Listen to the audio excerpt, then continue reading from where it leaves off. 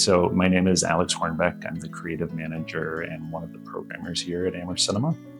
I've been with the cinema since 2009, so I've been here for much of its existence, and it's been a joy to watch it evolve and grow and really build a community over what's close to 20 years at this point.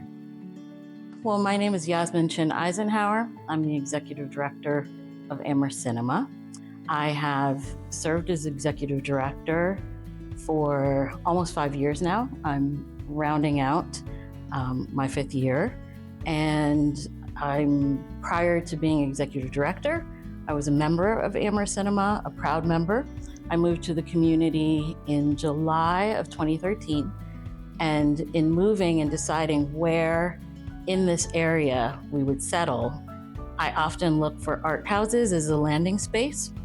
So Amherst Cinema, I didn't realize that it was as young as it was when I moved here, but it was certainly a major attraction, and I love it here. I started working here in 2009 at front of house. So I was selling movie tickets, I was scooping popcorn, I was selling concessions. So I started here as a part-time gig, and I'd always loved film deeply. So I was very excited to get a job here at Amherst Cinema. And over the years, I switched positions. I became front of house manager. And as the years passed, I sort of moved from the floor to the office. But really, the cinema is what has brought me into the film industry.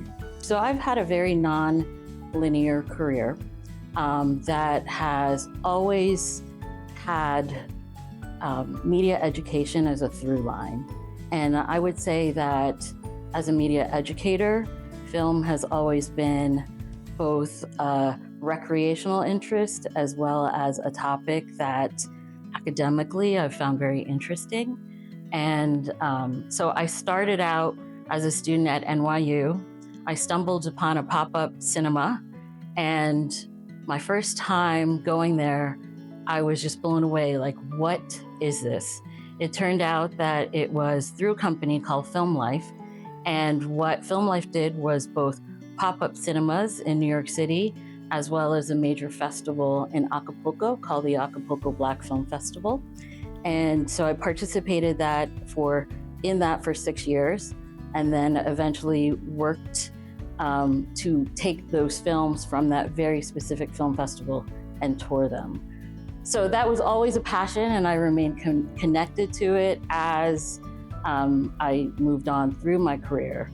And I would say really Amherst Cinema was my rediscovery in terms of thinking about film as a career. And so it's been a pleasure and a privilege to serve as ED in this time. Like I said, I began scooping popcorn, but over the years, the cinema has really provided me so many opportunities to learn more about this business. I've attended a number of art house convergence conferences as a representative of the cinema. That's a consortium of sorts of fellow art houses throughout the country and at this point throughout the world. But they bring like-minded individuals together, talk about trends, what's happening in the art house cinema world. And that was a place where I learned a lot about how to run a cinema, especially in this day and age where so much is changing. The advent of streaming, the pandemic, so much has affected the cinema. But this has really been my home, where I've learned so much about the business of art house, theater, exhibition, and management. So Amherst Cinema's mission is to inspire, inform, and entertain through the universal language of cinema arts, and to serve as a cultural and educational resource for all. And I say that mission informs really everything that we do, from the programming in terms of bringing first-run films here, to the events through our special events program and our more involved community events. Amherst Cinema is really a cultural treasure in this area. In a given year, we distribute over 80,000 tickets. So there's 80,000 opportunities for folks to come in, to be moved, to be transformed, to be entertained and educated through our programs that are just really one of the most diverse selection of films. And I like to think that when I think of our mission, if you thin slice our program any given day of the week, and we're open 365 days a year, so if you thin slice our program at any given time, there is truly something here for everyone. And we make it a priority to make sure that that's the case. When I think back across, at this point, 16 years of watching countless movies here, so going all the way back to the beginning of my relationship with the cinema, I believe the first film I ever saw here was Pan's Labyrinth by Guillermo del Toro. I watched that in early 2007, so that was when I was just a patron here at the cinema, only a few months after the cinema first opened. And that was an incredible experience. I came with some friends. No spoilers, but there's some very scary and surprising scenes in that film. And I remember one of my friends just shrieking out loud when something suspenseful finally happened. That's a core memory of the cinema, is just the emotional response that was elicited by that quasi-horror film. And that was really the first time I experienced sort of a big emotional response here at the cinema. And over the years, I've attended so many more films. I've been privy to so many deeply emotional responses to the stories that we bring to Amherst here, be it fright at a horror movie, be it deep wells of emotion at a drama, be it coming to a documentary and learning something new and fascinating about the world. It's really the shared experiences that linger in my mind. As far as other films that have had a big impact on me, I remember one of my favorite series that we've programmed here was the complete feature films of Andrei Tarkovsky, which we showed in 2019. We love to bring in repertory film. That's older film, film that isn't new. And we love to focus in on an actor, on a director, on a filmmaker, and when we can, showcase a wide range of that artist's works. Andrei Tarkovsky is a Russian filmmaker who made these very, it's called slow cinema, but it's really very philosophical, very thoughtful films. And he only made 7 feature films over the course of his career. So we were able to show all 7 of them in chronological order. That was a really special experience to watch 20-ish years of a filmmaker's progress and watching their films really from A to Z. So yeah, the Tarkovsky series is one of my favorite programs that we've done here at the cinema. But there's so much. I mean, I could go on and on. I program the late nights here at Amherst Cinema. That's Friday nights. We show genre films, so action, science fiction, horror. Those are a ton of fun.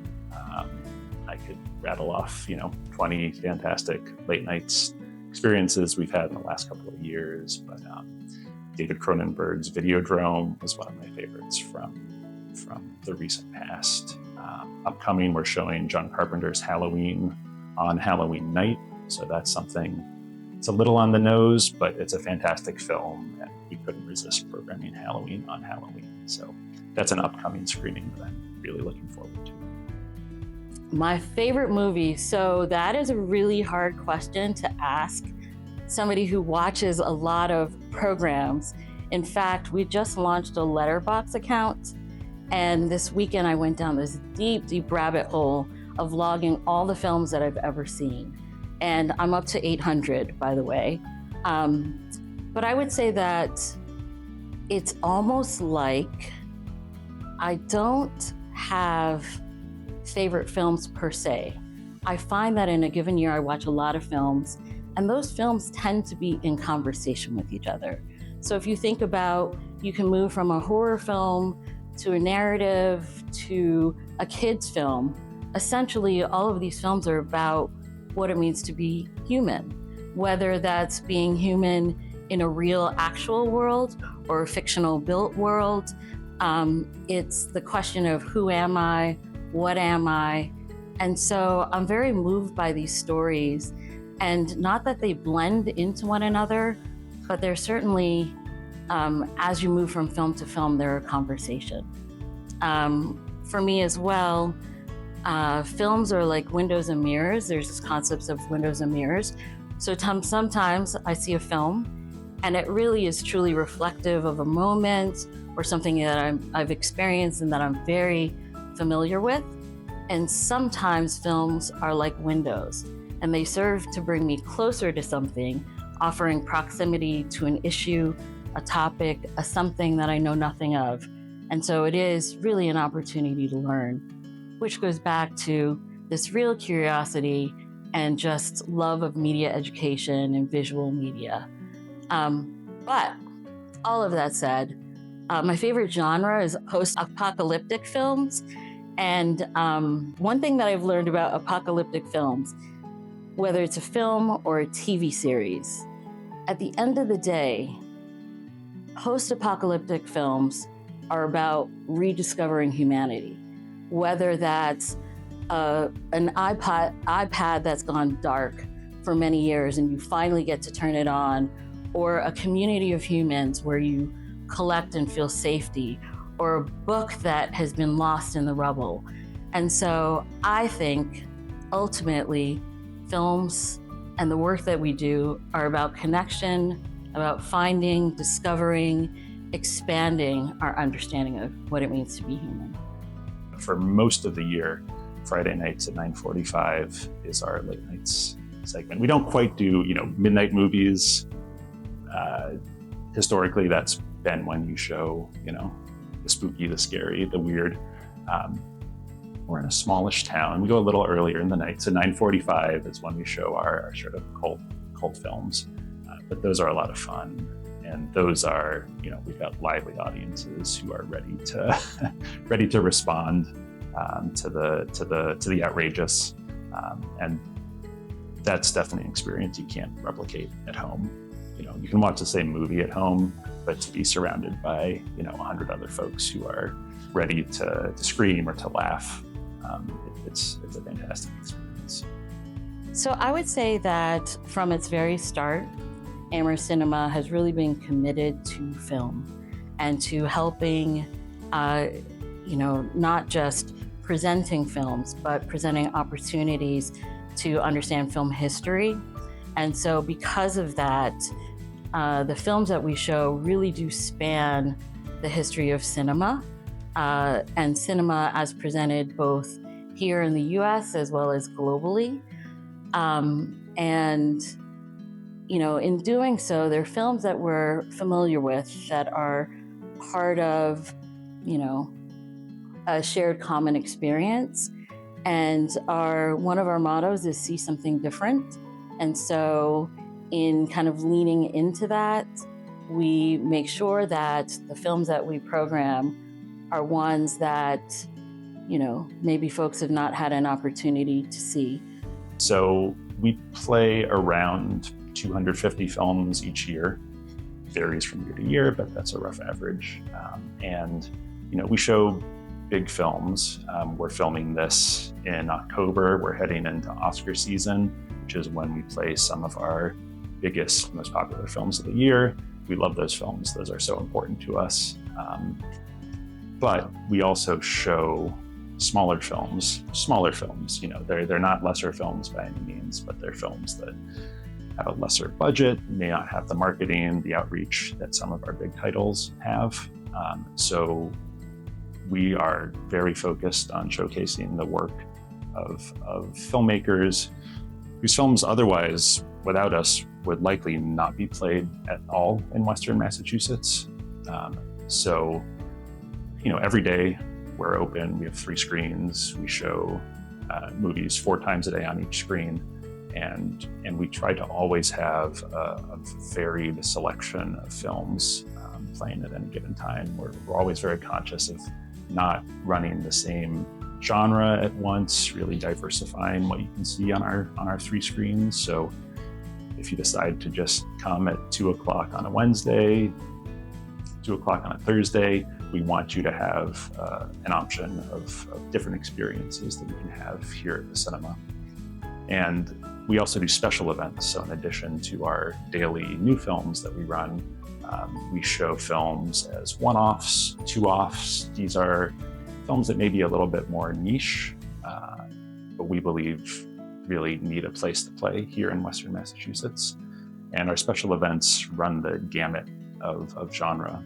One of the things we love showing here are restorations of old films. We're always sort of combing through what's available. We love to present films on our screens as big, as clear, as pristine as possible. So we're always on the lookout for older films, both sort of bigger classics and maybe smaller gems that have been overlooked, that have received new restorations, that when you watch them on the big screen, maybe you saw them on a VHS tape in the 80s. It's night and day when you see something like that at home and when you see it projected huge, big on the big screen on a beautiful laser projector. So for a series like Restorations and Rediscoveries, we'll certainly show some more well-known films. Just recently we played Terry Gilliam's Brazil, which was a modest hit in the 1980s. But then we'll turn around and the next week we'll showcase, a smaller Japanese film. For instance, we recently played something called Linda, Linda, Linda, which is the film from the early 2000s. It's a very sweet comedy drama that follows a group of high school students as they're getting ready to perform at their end-of-year concert. It's become kind of a cult film, especially amongst younger audiences. And that if it ever played in theaters in North America, probably played on a few screens in the early 2000s. But we knew that had a resonance for our audience, and we brought that in to play, a week after we played Brazil. So we're always looking to sort of balance the films that may be considered canon with films that are a little more under the radar. In 2026, Amherst Cinema will celebrate its 20th anniversary. And I'm very, very excited, and we've got lots of events planned. It really is going to be a community-wide celebration. And also the building that we occupy, we are the second incarnation of Amherst Cinema. The first, this building was built in 1926. It was a single-screen theater, and given that it was built in 1926, that is celebrating its 100th anniversary. So when we turn 20, the building itself turns 100, which means that we will also be celebrating 100 years of cinema in the Amherst and the local community. So I'm very, very excited for that, and stay tuned for all the wonderful programs that we will have coming forward. Another thing that I think folks know, but I want to mention specifically, is we have got a really unique program here called the Bellwether Series. The Bellwether Series is a monthly program that showcases new experimental cinema. Often we have a filmmaker who comes with that film to our stage, and it's really a special program. Members come in for free, and we've had all kinds of films, over 100 films as part of that program that we've screened. Earlier this year, we were impacted by NEA funding cuts. And so what we discovered through that, unfortunate cuts, but that our community and our membership were so excited for that program that they really truly made us whole. And so one thing that I would like folks to know is that as we think about that program as a unique series, along with some of our others, that we really are looking for ways to support that and continue that program. And so if anyone might be interested and being a part. Let's have a conversation about how we ensure that programs such as Bellwether and others continue not just up to our 20th year, but beyond. I mean, I think every time someone comes to the movie, our hope is that they find a sense of togetherness. I mean, just thinking about the purpose of a cinema, it's to congregate in a place to experience a work of art together. As impressive as our home theater systems have gotten, as good as films may look at home now, I think you're missing something from the movie watching experience if you're only watching films, by yourself with a loved one in your living room. We think it's really important to take in something like a movie with other folks, with strangers. Sitting in a dark room together unlocks something emotionally that you don't often find when watching something on your couch at home. And even if you come to a screening and there's a handful of other people in there, we have a lot of folks who have relationships with our folks who are selling them the tickets. There's what have you seen recently that you loved? There's a real sense of place and belonging here that just walking through the door, I think you enter into that world. That's what we really strive to create here at the cinema. And I think, our programming does that too. We show some big films, we show some very niche films with specific topics, specific interests. So with a lot of our special programming, it might be reaching out to a group of people. As an example, we played a film last week in our Bellwether series called Little, Big, and Far. It's a really beautiful, unique film, a documentary fiction hybrid about an astronomer who travels to Greece to see the night sky without light pollution. And it also touches on things like cosmic jazz, and the filmmaker has a real history in music filmmaking.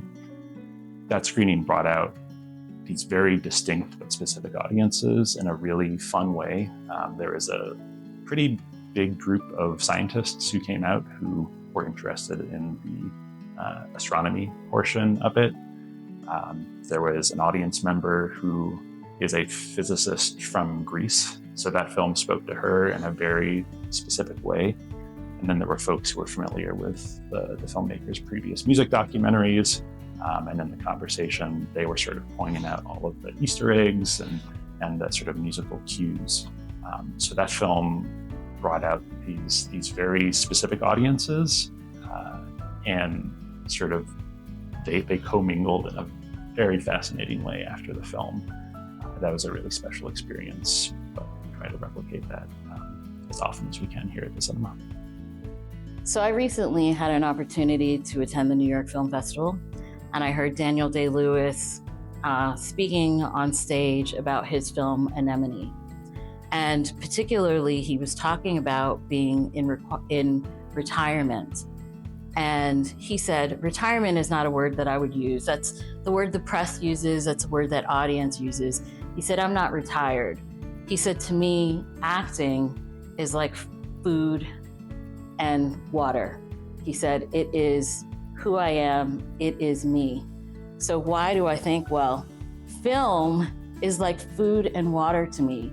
Stories are fundamental to who we are as people. Being in a place like the cinema is a place to gather, whether you go once a year or you're here every day.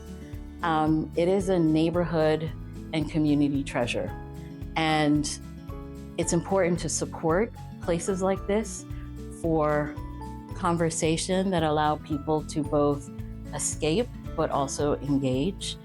And I personally can't imagine this community, this greater community, without Amherst Cinema. So we are truly member supported. Opening the cinema in early to mid 2000s was a real community effort. It was led from the ground up by folks who stepped forward to support this initiative financially. And membership and donations have always been a big part of why we are able to exist here in Amherst. So membership is important to us. It directly supports us financially. We only keep about half of what you pay for a ticket. The other half goes back to film distributors. So ticket revenue is not actually a huge part of what makes us whole.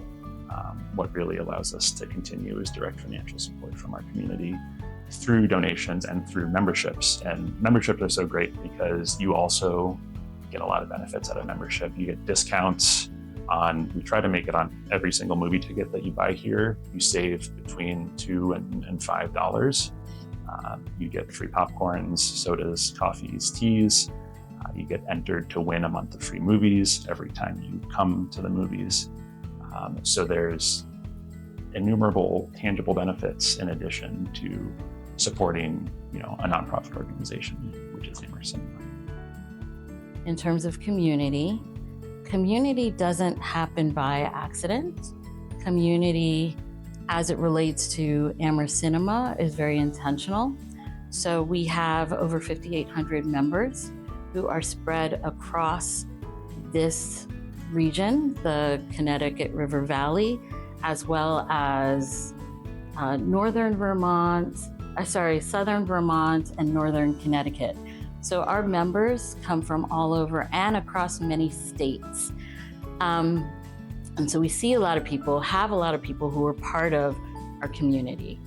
I would say that, when I think about the cinema, it comes through in the values that we lean into. So we currently have 3 values that have really been emerging over the past couple of years. And those values are fiercely independent, catalyst for community, and intentionally inclusive. And within that, when we think about fiercely independent, we're talking about our ability to really sit around as a team and a greater staff to think about film and think about film that we have showcased, film that is yet to be showcased, and film that should be showcased. So we get to make decisions outside of boardrooms, really invested in looking at who's here, what they might like to see on screen, and make the best choices for our programs. In terms of intentionally inclusive, we recently launched an open captions program. So once a week on Tuesdays, community gathers, and we show films with open captions when they're available. And that's been something that's really been wonderful for both, reaching the deaf, hard of hearing community, as well as English as second language learners, as well as people who just like to read captions. And so that's been really great. And I had somebody, I was in an event one day and they said, Yasmin, come over here. I need to tell you something. And I said, yes. She said, I have hearing aids and I just got these hearing aids. And I need to tell you how that open caption program has just changed my life. I can see movies again. And we've heard this comment many times, but what you find is you program what you think is for one demographic, and it really opens it to all. So intentionally inclusive is a way of a value that's baked into all of the choices that we make, and then allows people to feel a sense of belonging, a sense of welcomeness when they come through their doors and have cinematic experiences. The last I would say is catalyst for community. And it's not a passive word. It's really one that, again, we sit around our programming table and through all of our conversations that happen and say, who are we? Who's here? Who's not here? How do we get close to the issues that matter? Whether it's agriculture in this area, whether it's related to students and our student populations. We like to think of ourselves as an extension of the classroom and really provide opportunities for people to gather, to have very intense conversations, very fun conversations. Anytime a filmmaker comes through our doors, I say to them, you're gonna have the best conversation here, because we've got folks in our community who are truly, they come from all over, they're very interdisciplinary, and they're just going to dig in. We had a filmmaker who showed a film, and we always, run through all of the credits and give credit where it's due. And there was, during the Q&A portion, there was a person who asked a question about the film credits. And the filmmaker said, that's the first time I've ever been asked that. And really, like, it was significant for them, because they just have these experiences where our audiences not only are asking about the craft of film, they're asking about the stories, they're reflecting. And I imagine that for the many filmmakers that walk through our door, this is a really special experience. So many different ways that we invite, we welcome community. Again, doesn't happen by accident, something that's very intentional across the staff and across the community who we partner and work with. So, we really do our work through the programs that we present on our 3 screens, and we collaborate a ton with the Amherst and the greater Western Massachusetts community. So over the course of the year, we make it a point to work with organizations, with educational institutions in our community, to find films that we both are excited about, and then both work to bring our audiences together in a certain way in the Amherst Cinema Theater. We've worked with so many folks in the Amherst community. In the last few years, we've collaborated with all 5 of the 5 colleges. We've worked in the past, we've worked with the Emily Dickinson Museum, with the Karuna Center for Peace Building, with the Food Bank of Western Massachusetts. The list goes on and on. We really believe in partnering with organizations in our community to present programs that we both feel are important to bring to our audiences. So through Amherst Cinema, we do lots and lots of work for community. We do it both in this building, we do it when we can outside of the building. I would say that part of my role as executive director is to amplify and advocate for film. And I do that by serving on boards. I serve on the Art House Convergence Board. I've served on boards at the state level in terms of culture.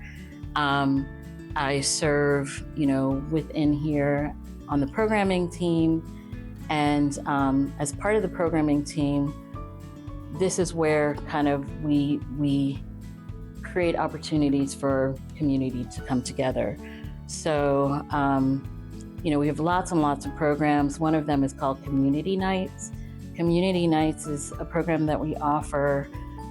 We'll always have at least 1, sometimes 3, and we have lots and lots of people that we partner with. And the idea is to come together to amplify, give voice to a particular topic that's of interest. So we've recently been digging into some stats and some figures. We are approaching our 20th anniversary. So I think sort of in anticipation of that, we're really starting to look back on all that we've done in our first 19 years.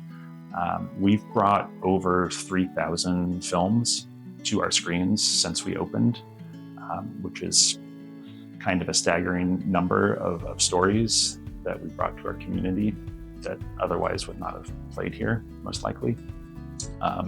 So we are very proud of the fact that we're open 365 days of the year, weather permitting, and that we are enriching the lives of our members, of our patrons, of our community with these stories from around the globe that they can really only see here at Amherst Cinema. The Community Nights really just brings us up and close and personal with issues that matter to our community.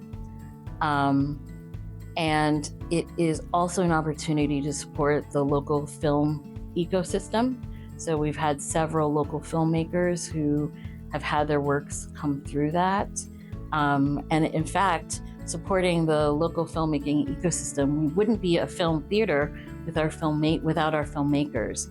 So a fun fact that people might not know is we offer filmmakers an opportunity to screen their works for free at the cinema outside of our operating hours. So we've had local filmmakers who are getting their works ready for a major festival, and they want to do a sound check, and they need a projectionist and a home. And so we offer that as a community benefit at no cost to our filmmakers. We've had a group of high schoolers who twice now discovered that we offer this as a benefit and have screened their works here for their both cast and crew, but then also extended friends and family. So as we think about and as we look forward to our 20th anniversary, we're going to have so much fun. We have lots of activities that will involve trivia nights and special film screenings and special guests. And so I invite the community, both audiences as well as fellow businesses, should you be interested in joining in as a program sponsor, as a program planner. We have a big tent and everyone is welcome. So at the cinema, we have really a full range of programs. And as I mentioned, at any given time, you can thin slice our program to know that it really is serving many demographics. We think about that from series to series. So for example, we have a $5 family film series that really is about cultivating a love of cinema, serving children, typically 18 and under, but really folks who can barely see over the seats and also might be their very first big film encounter. And those are very fun. All the way through our late nights that tend to serve college age populations, our first runs and our special events serve general populations, but we've done special event screenings, for example, with the Young at Heart Chorus, where we've twice now shown their concert films. So when we say that we are here for everyone, if you think about the age demographic, we go fully across the spectrum. And at any given time, we really are thinking about everyone who's in our community and making film something that is enjoyable, attractive, and open to all.